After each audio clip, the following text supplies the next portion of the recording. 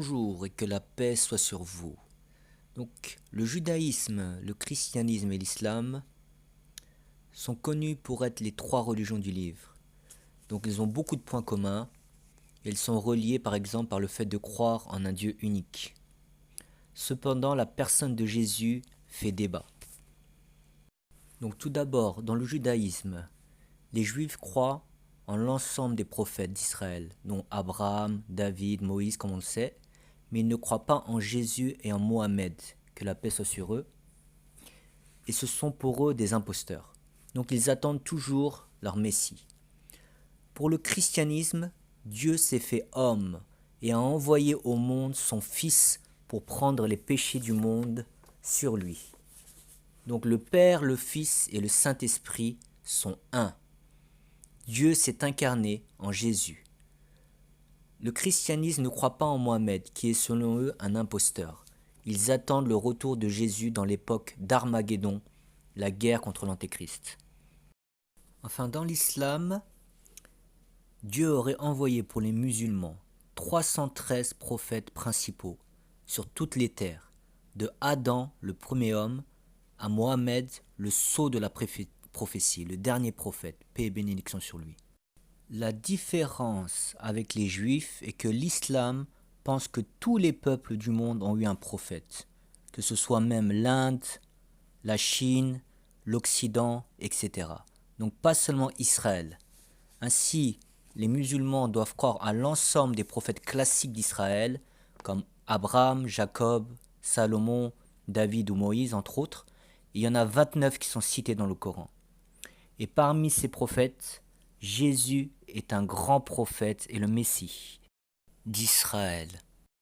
Mais d'autres prophètes existent, mais le Coran dit que Allah, Dieu, a parlé de certains et n'a pas parlé d'autres. Donc, des grands hommes et des grands sages comme Rama, Krishna ou Bouddha pour l'Inde peuvent avoir été des prophètes dont le message a été modifié par les hommes, car ils s'éloignent du monothéisme pur.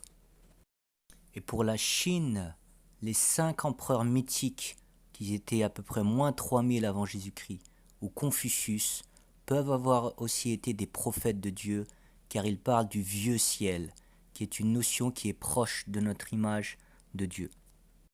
Pour revenir au sujet de Jésus, Dieu dans l'islam, Allah, est absolu. Il est au-delà de la forme, du temps, de l'espace, car tout cela est créé, et c'est lui qui a créé tout cela, et il est incréé. Il est omniscient, omnipotent, sachant tout, et, comme on l'a dit, est absolu. Donc cette définition extraordinaire, transcendantale, ne peut le limiter à devenir Jésus ou à descendre en Jésus, qui fut un homme qui lui-même fut limité à une naissance et à un corps. Un être humain peut créer par exemple une marionnette et puis ensuite après l'avoir créée, il va fusionner avec la marionnette et comme devenir elle en imitant une voix par exemple. Mais Dieu, par sa définition d'absoluité, ne peut pas accepter d'avoir un changement, d'avoir un avant et un après, car Dieu est au-delà du changement, qui est juste une notion pour les humains et qui est très limitée. Donc pour résumer, Dieu qui engendrerait un fils ou fusionnerait avec Jésus, et pour l'islam une limite qui ferait d'Allah une sorte d'ange ou une sorte d'esprit qui bougerait alors que Dieu est incréé et il a créé tous ces paramètres limités pour nous les humains, pour nous donner un repère.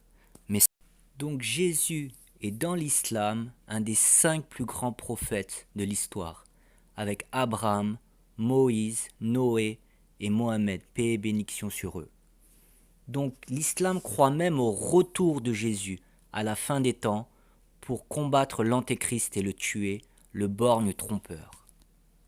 Mais Mohamed étant le sceau de la prophétie, il est venu avec la dernière loi divine, et Jésus, lors de son retour, sa deuxième parousie, suivra cette loi et adoptera ses rites. Ce retour servira comme lumière de guidance pour les chrétiens vers la dernière loi du dernier prophète, Mohammed. Paix et bénédiction sur lui.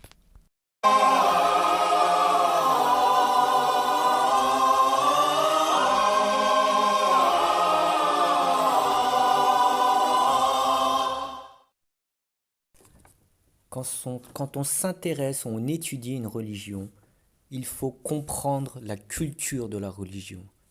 Donc dans le cas de Jésus, essayez de comprendre et d'approfondir la culture juive des enfants d'Israël. Ainsi, si vous allez au Japon, vous allez demander à votre ami français qui vit au Japon depuis des années de vous aider à comprendre et à convertir les comportements pour ne pas qu'il y ait de malentendus. Ainsi, si un Japonais vous dit tête de chien, vous allez demander à votre ami, et cela se peut que la signification n'a rien à voir avec le français, donc pas la peine de le taper. Donc ça peut vouloir dire par exemple t'es un farceur, donc c'est un exemple virtuel. Donc il faut bien comprendre les décalages de langue. Donc le terme fils de Dieu chez les Juifs a-t-il été attribué avant Jésus? Donc dans la Bible, ce terme fils de Dieu désigne parfois Israël. Ainsi, dans Exode 4, verset 22, Dieu dit « Tu diras à Pharaon, ainsi parle l'Éternel, Israël est mon fils, mon premier-né. » Dans un autre passage, le terme fils de Dieu désigne les rois d'Israël comme une proximité symbolique avec Dieu. Dans les Psaumes, chapitre 2, un roi d'Israël dit « Je publierai le décret qu'a promulgué l'Éternel. Il m'a dit « Tu es mon fils, aujourd'hui je fais de toi mon enfant. » Il peut aussi désigner les anges dans un autre passage dans Job chapitre 6 où il est dit « Les fils de Dieu vinrent un jour se présenter devant l'Éternel » et cela désignait les anges. Et enfin cela peut désigner les humains dans Deutéronome chapitre 14. Dieu dit « Vous êtes les enfants de l'Éternel, votre Dieu ». Pareillement, dans le christianisme, certaines grandes figures se sont exprimées sur le sujet. Le prêtre Arius s'est exprimé sur le sujet et c'était le chef de l'arianisme qui était un groupe chrétien monothéiste des débuts de l'après-Jésus et qui croyait en un Dieu unique et que Jésus était un prophète et le Messie d'Israël. Donc selon lui, le terme « fils de Dieu » était métaphorique et signifiait toute personne proche de Dieu. Il cite ainsi l'évangile de Matthieu, chapitre 5, verset 9. « Heureux les pacifistes puisqu'ils seront appelés fils de Dieu. »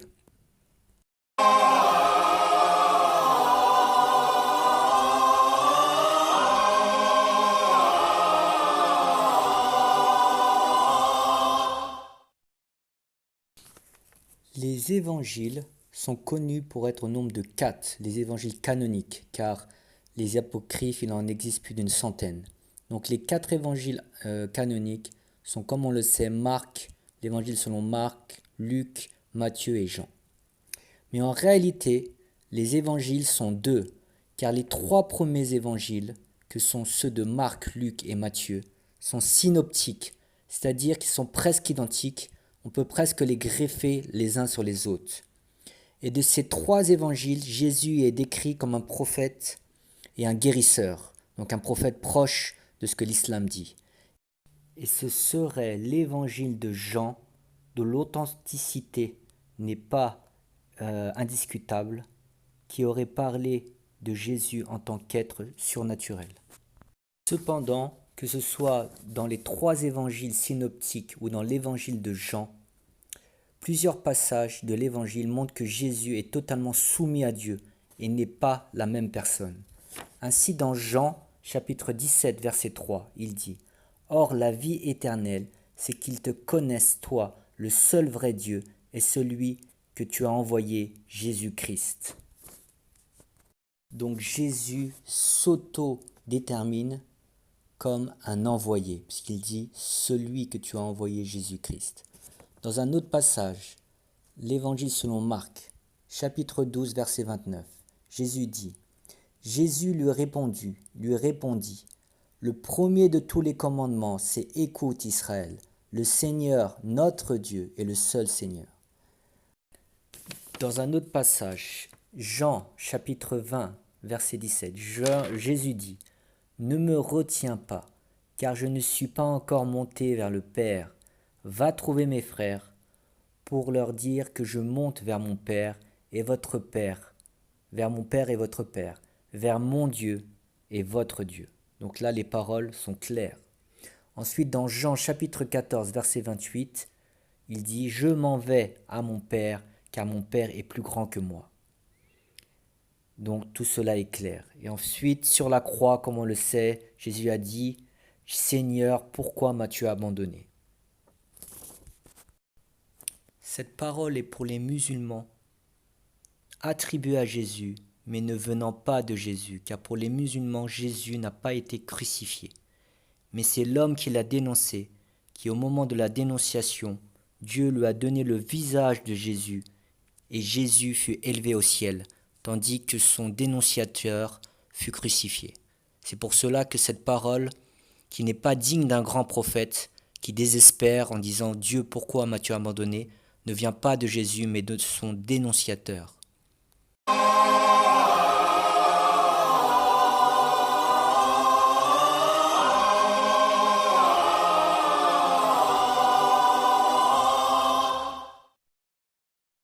Revenons sur l'évangile de Jean, car tout le dogme du Fils de Dieu ou de Jésus en tant que Dieu vient de l'évangile de Jean. Donc si l'on montre que l'évangile de Jean a une authenticité douteuse, nous pouvons conclure que le dogme de Jésus Fils de Dieu est douteux et non fondé. Si on peut comparer les trois synoptiques, les évangiles de Matthieu, Marc et Luc, à une montagne, car elles sont plus authentiques, l'évangile de Jean peut s'apparenter au brouillard dans la montagne, à la brume, car il est beaucoup plus subtil et beaucoup plus brumeux et flou dans son origine et dans son langage. La tradition l'attribue à Jean, fils de Zébédée et frère de Jacques, qui est né en 10 après Jésus-Christ. Mais on ne doit pas le confondre avec Jean, le fils de Zacharie, qui était un prophète d'Israël et qui était né moins 10 avant Jésus-Christ et qui a annoncé Jésus. Il était Jean le Baptiste qui a connu Jésus, mais en tant que prophète et lui passant le témoin pour la suite de la prophétie. Donc ici on parle de Jean l'apôtre, fils de Zébédée et frère de Jacques, donc qui serait à l'origine de l'évangile de Jean. Mais cette thèse est rejetée par la majorité des historiens, pour qui cette œuvre serait une œuvre de la communauté johannique et qui est une œuvre entrecoupée et qui a été formée au gré des temps. Sa rédaction aurait eu lieu entre plus 80 après Jésus-Christ et 110 après Jésus-Christ. Et toute son évolution serait au 2e siècle après Jésus, donc c'est très tardif. Et l'origine de cet évangile est très floue.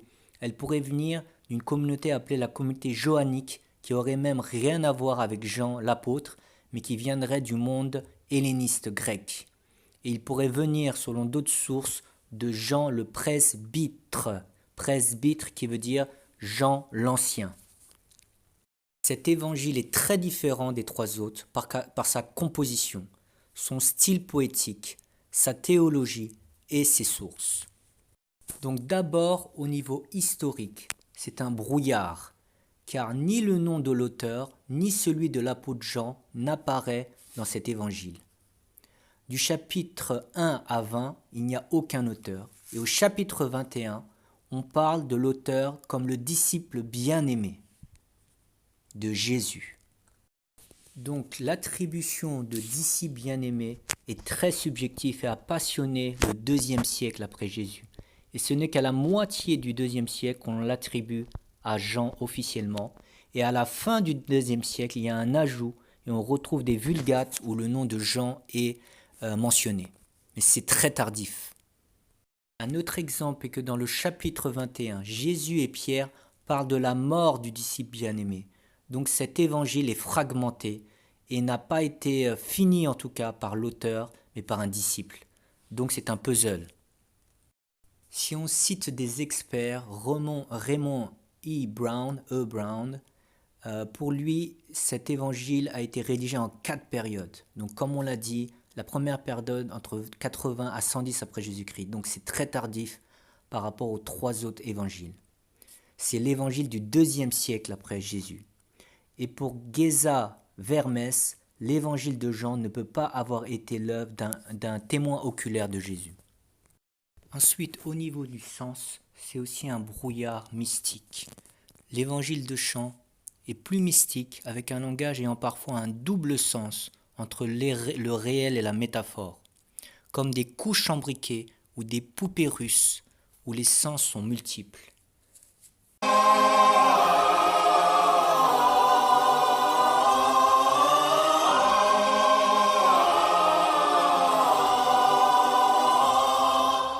Donc Jésus dit dans Matthieu chapitre 15 verset 24 « Je n'ai été envoyé qu'aux brebis perdues de la maison d'Israël. » Donc c'est clair et net.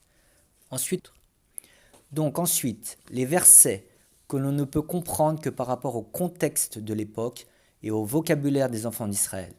Comme Jésus était là pour unir les enfants d'Israël. Donc le verset de Jean chapitre 10 verset 16 « J'ai encore d'autres brebis qui ne sont pas de cette bergerie. Celles-là aussi, il faut que je la conduise. Elles entendront ma voix et il y aura un seul troupeau et un seul berger. » Ou alors dans d'autres traductions, un seul pasteur. Donc on voit à travers ce verset que Jésus parle à l'échelle locale, car les Juifs étaient éparpillés dans d'autres villes et divisés en différentes sectes avec différents chefs. Cela est confirmé par un autre verset, et ce verset confirme qu'il devait unir d'autres villes où des communautés juives étaient. Dans Luc chapitre 4 verset 43, « Mais il leur dit, il faut aussi que j'annonce aux autres villes la bonne nouvelle. » La bonne nouvelle du royaume de Dieu, car c'est pour cela que j'ai été envoyé. Donc encore, on voit qu'il ne parle pas au niveau mondial, et on voit qu'il a été envoyé, sa mission est pour Jérusalem et ses alentours. Il y avait beaucoup de Juifs qui venaient à Jérusalem pour faire des pèlerinages, donc Jésus rencontrait beaucoup de monde à qui il donnait souvent des miracles, car ils étaient trop limités pour connaître les métaphores et l'enseignement spirituel. À cette époque, il y avait seulement 2 tribus qui vivaient en Palestine et à Jérusalem, et les 10 autres étaient éparpillés dans les autres villes et même dans d'autres pays jusqu'en Inde.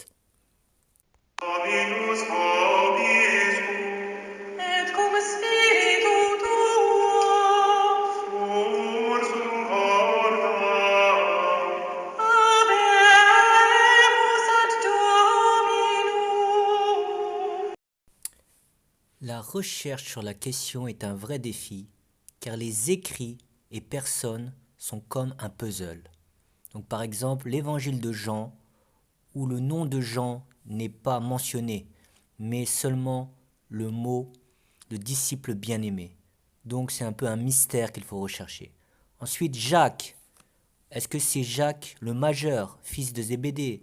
Est-ce que c'est Jacques le mineur? Donc pas mal d'énigmes. Ensuite, les écrits. On sait que l'évangile de Marc et de Luc n'ont pas été écrits par un témoin direct de Jésus, car Luc était un disciple de Paul et Marc était plus proche de Pierre. Enfin, comme on l'a vu, l'évangile de Jean est le plus tardif, avenant à la fin du 1er siècle et qui est comme un vêtement rapiécé de plusieurs auteurs. Donc de tout cela, on peut cependant ressortir 2 tendances avec 2 dogmes vraiment différents. La première tendance est la tendance judéo-chrétienne, basée sur la loi juive des 12 apôtres, avec Pierre et Jacques le Juste en tête d'affiche. Pierre puis Jacques semblent être les leaders. Jacques est même reconnu dans l'histoire comme le premier chef de l'église de Jérusalem qui réunit les apôtres. Donc leur dogme est dans la lignée des 3 évangiles synoptiques, d'un christianisme monothéiste basés sur la loi juive et voyant Jésus comme le Messie d'Israël, donc comme un prophète homme. La deuxième tendance est la tendance helléniste. Ce sont des juifs hellénistes de la diaspora qui n'ont pas connu Jésus de son vivant, mais ils l'ont connu sur la croix ou par une voix, par l'esprit, comme Paul. Donc on compte parmi eux Saul, qui est devenu Paul, qui est un des chefs de file, ou même le chef de file, qui s'est converti suite à la rencontre avec Jésus par l'esprit, par une voix mystique, et il était un juif orthodoxe qui maltraitait les chrétiens.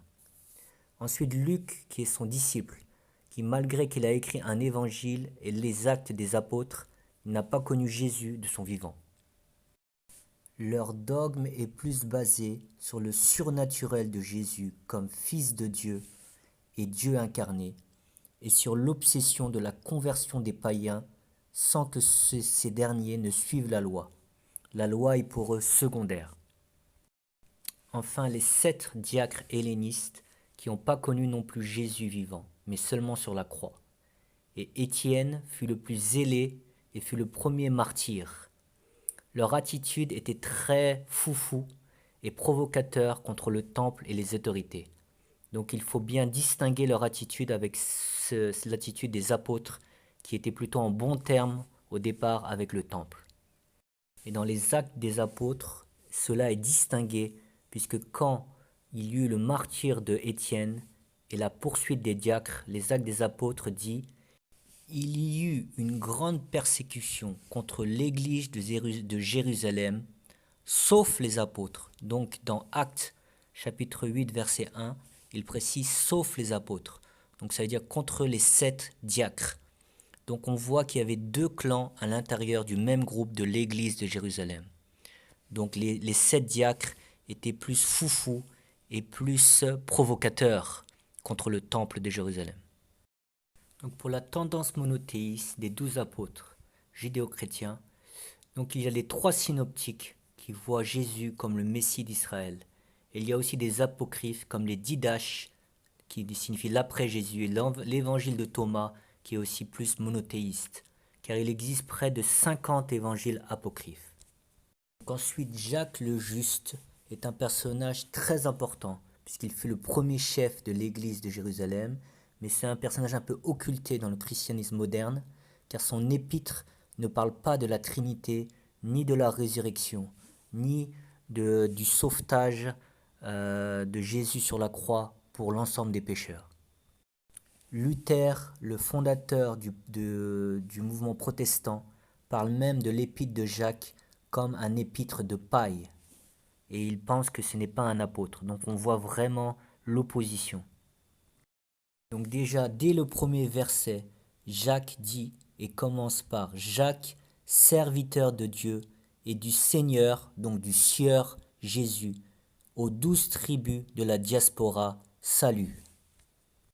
Donc il n'y a pas de suspense, dès le premier vers, il assassine le dogme moderne chrétien, comme un samouraï couperait la tête à son adversaire, en s'adressant et en nommant Jésus comme Sieur, Seigneur dans le sens Sieur, comme on dit Sir en anglais, ou Monsieur, Monsieur, pour les grands de ce monde. Donc pas de trace de la Trinité au nom du Père, du Fils et du Saint-Esprit. Et ensuite, il s'adresse à la diaspora juive, donc aux 12 tribus d'Israël. Ensuite, il développe un dogme qui est basé sur l'importance des actes, qui contredit tout à fait le salut par la foi.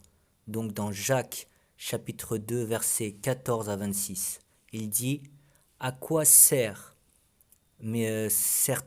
mes frères, que quelqu'un dit j'ai la foi s'il n'a pas les œuvres? La foi peut-elle le sauver? Comme le corps sans âme est mort, de même la foi sans les actes est morte. » Donc cela contredit le dogme de Jésus mort sur la croix pour les péchés du monde. Donc c'est en opposition totale. Ensuite il dit « Soumettez-vous donc à Dieu et résistez au diable, il s'enfuira loin de vous. » Donc c'est un discours pur monothéiste.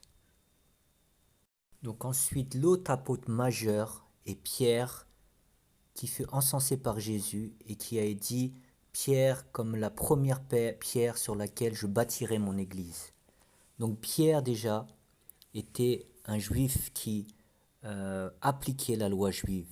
Il suivait la loi juive. Et il voulait même l'imposer aux païens pour rentrer dans la communauté. Donc ainsi dans chapitre 3, verset 1 des Actes des Apôtres, pour voir que Pierre appliquait la loi juive, il est dit « Pierre et Jean montaient au temple pour la prière de l'après-midi à la 9e heure. » Ensuite, pour sa vision de Jésus comme un prophète et messie d'Israël. Dans Actes des Apôtres, chapitre 3, verset 22, il dit « Moïse a déclaré « Le Seigneur Dieu suscite au milieu de vos frères un prophète comme moi. » Donc Moïse qui parle. Donc il désigne Jésus comme un prophète. Plusieurs fois, il va désigner Jésus par le terme serviteur.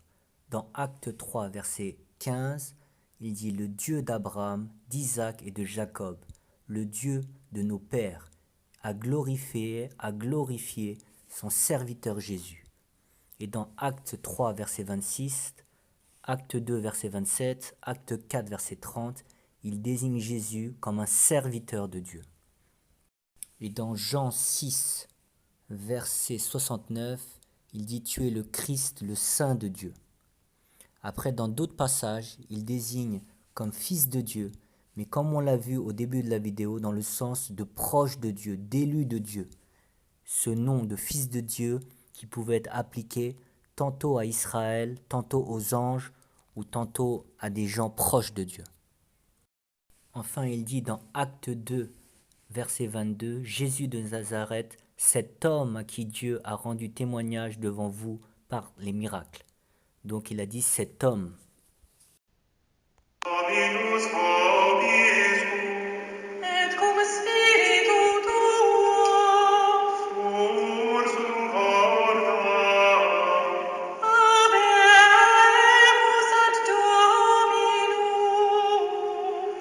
Du vivant de Jésus et après sa mort, des années après, juste avant l'épisode de Corneille, la prêche ressemble à cela. Donc comme ce triangle, la base large est pour les tribus d'Israël, donc qui est la mission de Jésus. Et l'infime pointe est pour les païens, donc c'est quasi impossible. C'est comme un spermatozoïde qui, 1 sur des milliards, par sa force et son courage, va pouvoir y arriver.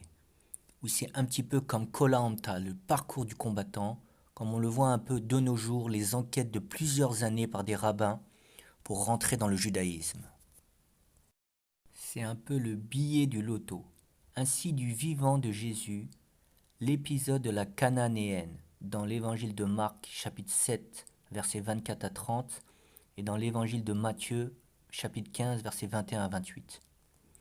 Donc cet épisode est significatif. La Cananéenne se met plus bas que terre comme dans Koh-Lanta et la réponse de Jésus est tranchante. Pourquoi donner le pain des enfants aux petits chiens? Donc c'est la pointe du triangle. Et pareil pour l'épisode du centenier. Le païen doit être le top du top pour rentrer. Jésus dit du centenier, je n'ai pas vu une telle foi dans tout Israël. Donc le païen doit s'écorcher dans la jungle pour que Jésus puisse poser les yeux sur lui. D'autre part, le verset Marc 15-16, où Jésus parle de prêcher à tous les humains, et selon l'école biblique archéologique française de Jérusalem, établissement français d'enseignement supérieur dirigé par l'ordre catholique des Dominicains, ce verset est pour eux inventé et introduit par une personne inconnue.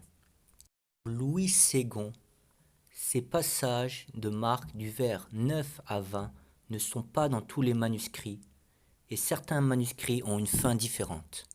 Et de toute façon, ce verset contredit les actes de Jésus de son vivant et les actes des apôtres juste après la mort de Jésus et pendant des années, avant l'épisode de Corneille.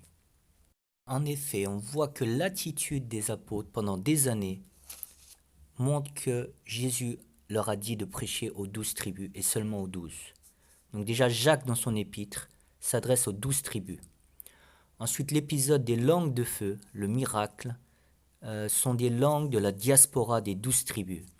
Et Pierre s'adresse lors de cet événement à eux, disant « Vous, Juifs, et vous tous qui résidez à Jérusalem, sachez bien ceci, prêtez l'oreille à mes paroles. » Après l'épisode de Corneille, on peut poser une question pour montrer cela.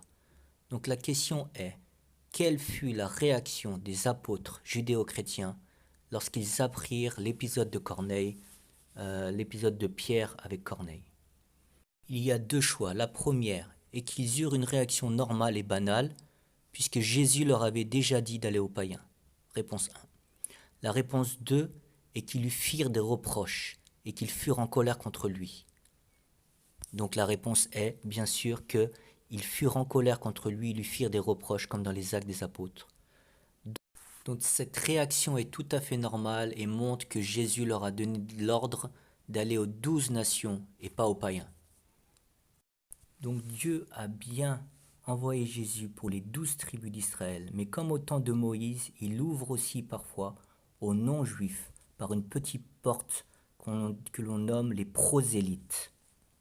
Ce sont des non-juifs qui montrent un intérêt pour le judaïsme et pour Dieu et une grande motivation. Donc du temps de Moïse, cela existait. Mais est-ce que cela signifie que Moïse est envoyé à l'humanité entière? Non.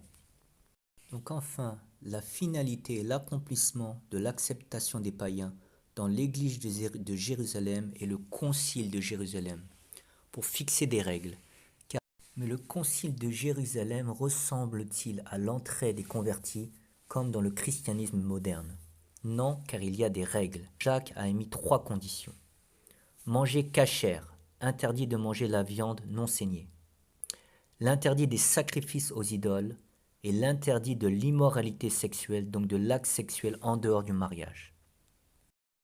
Donc oui, cela ressemble plus à la famille Ingaz qu'à un chrétien moderne. Car de nos jours, quel chrétien mange cachère, ne mange pas de porc et ne suit pas la fornication, c'est-à-dire l'acte sexuel en dehors du mariage? Pratiquement aucun.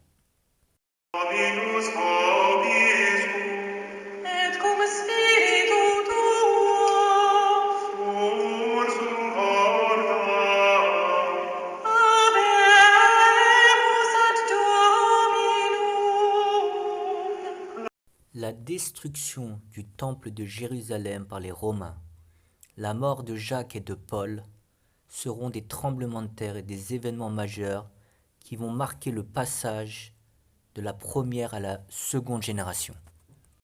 C'est aussi le début de la guerre dogmatique entre le dogme unitariste monothéiste, voyant Jésus comme un prophète et qui vient plus du monde judéo-chrétien des apôtres, et du dogme trinitérien, voyant Jésus comme une incarnation divine, venant plus du monde helléniste et des diacres et de Paul. Les premiers unitaristes sont Jésus qui a transmis aux apôtres, puis on les appellera ébionites, puis on les appellera arianistes, du prêtre arien. C'est lui qui a structuré l'enseignement et le dogme en une sorte d'école. Il faisait même son enseignement à base de vers de poésie qui étaient facilement retenables par toutes les franges de la société. Il a vécu aux environs du IVe siècle après Jésus et fut un des symboles du mouvement unitariste. De l'autre côté, le dogme trinitérien a commencé à émerger avec l'apparition du mot Trinité vers les alentours de 150 à 180 par Théophile d'Antioche et surtout ensuite par Tertullien de Carthage. Donc tout cela, le mot Trinité, près de 1 siècle et demi après Jésus-Christ. Ensuite, la conversion de l'empereur Constantin Ier sera aussi un tremblement de terre. Il va faire du dogme trinitaire un dogme d'État et va paganiser le christianisme, qui gagne Rome et prend de la culture romaine. C'est à partir de lui que naissent les statues de Jésus, qui étaient considérées jusque-là comme de l'idolâtrie. Et à partir de lui, le christianisme se centre à Rome. D'autres symboles de cette guerre sont Eusébée de Césarie pour l'unitarisme et Alexandre d'Alexandrie et Athanas d'Alexandrie pour la Trinité. Donc on remarque que les livres commencent à être choisis par un jeu de pouvoir.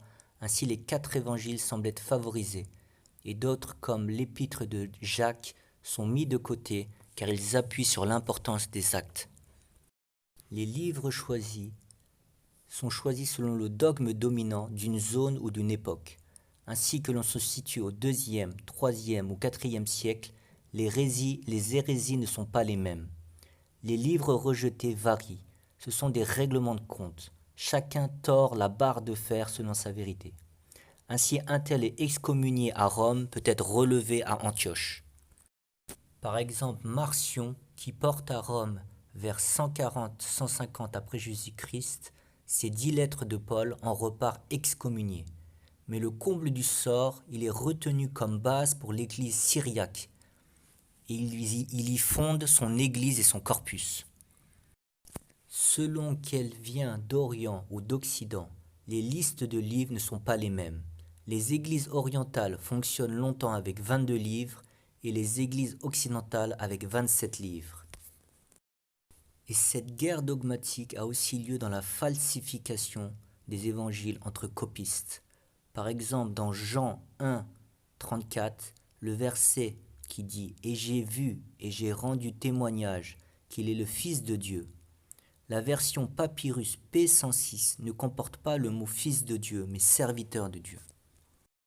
Pareil pour le Papyrus P5 Codex Sinaiticus, dit élu de Dieu et non pas Fils de Dieu. Et dans le commencement de Marc au chapitre 1 verset 1 qui dit commencement de l'évangile de Jésus-Christ, Fils de Dieu, le Codex Sinaiticus ne contient pas le terme Fils de Dieu. Enfin, un des événements les plus importants du christianisme trinitérien est le célèbre concile de Nicée, ou le premier concile de Nicée, qui couronne le dogme trinitérien. Ossius de Cordoue, qui est le conseiller spirituel de l'empereur Constantin Ier, prend parti pour le trinitarisme et élit Eustate d'Antioche et excommunie Eusébée de Césarée. Constantin acquiesce non pas par adhésion dogmatique, mais pour conserver l'unité de son empire. Le comble du sort, c'est qu'il mourra unitariste, monothéiste, convaincu par Eusébée.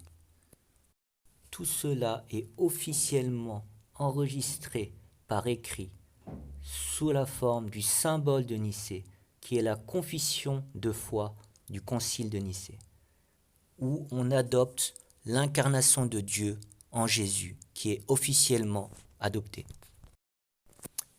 Le boa trinitérien a gagné la bataille et a avalé sa proie et la digère.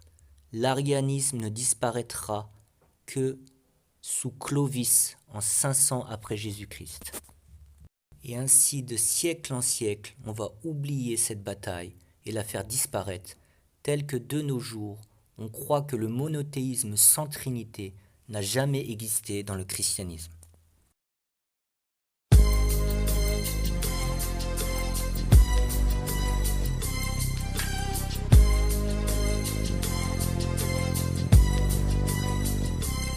En conclusion, il est clair que Jésus fut décrit dans les évangiles comme un prophète, homme, et non pas comme un Dieu incarné. Le malentendu vient tout d'abord du terme Fils de Dieu, qui signifie, comme on l'a dit dans le langage des enfants d'Israël, proche de Dieu. Ensuite, Jésus fut un prophète revivificateur.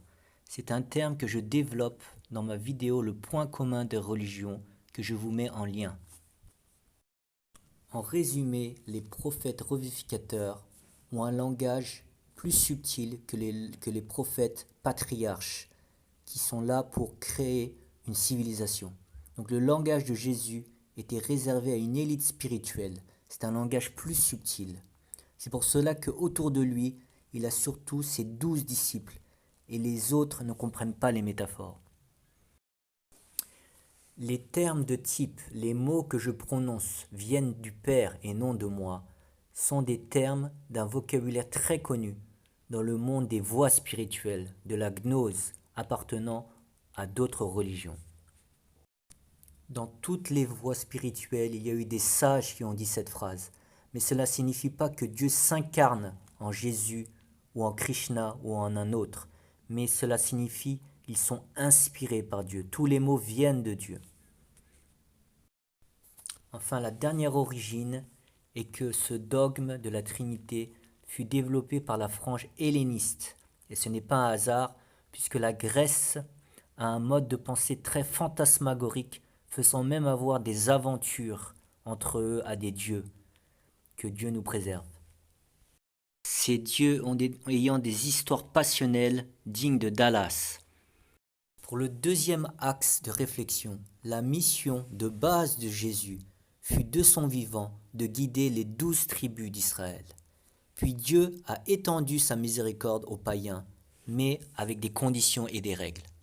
Cependant, la guerre des conciles ayant fait triompher le trinitarisme et ayant tué le monothéisme pur, l'expansion du christianisme n'a mené qu'à une adoration incomplète de Dieu. Mais Dieu, pour pallier à cela, a décidé depuis la prééternité d'envoyer vers 622 après Jésus-Christ le dernier prophète de l'humanité.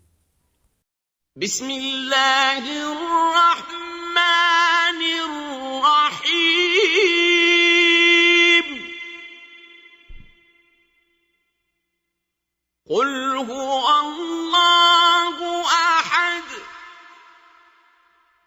الله الصمد لم يلد ولم يولد ولم يكن